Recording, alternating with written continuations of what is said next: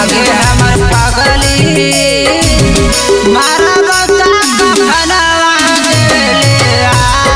जइयोगे जान कि आगे हमर पागली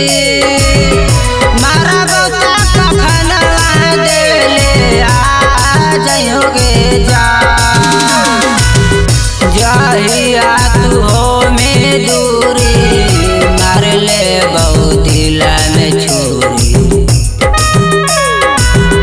जहिया तू हो में दूरी मार ले बकरे जाल में चोरी आगे हमर पागली मारा बता कफनवा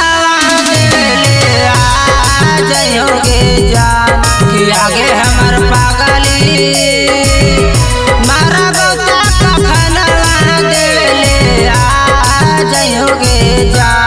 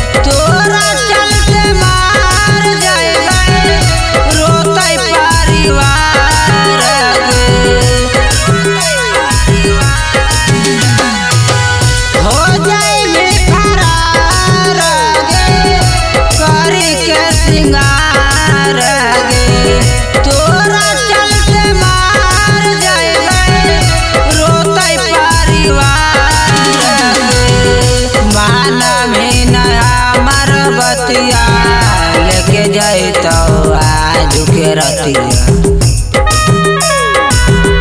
माना में नया हमर बतिया लेके जाए तो आज के रतिया आगे हमर पागली मारा बता कफनवा देले आ जइयोगे जान कि आगे हमर पागली मारा बता कफनवा देले आ जइयोगे जान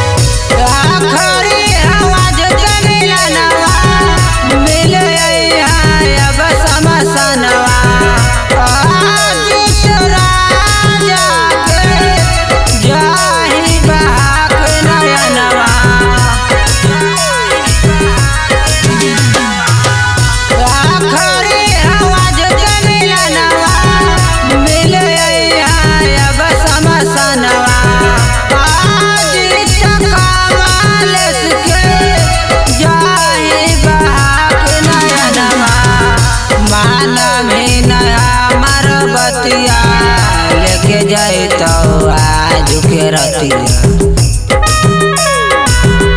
माना में नया हमर बतिया लेके जाए तो आज के रतिया आगे हमर पागली मारा बता कफनवा देले आ जइयोगे जान कि आगे हमर पागली मारा बता कफनवा देले आ जइयोगे जान। Kanchan recording studio Shri Rampur.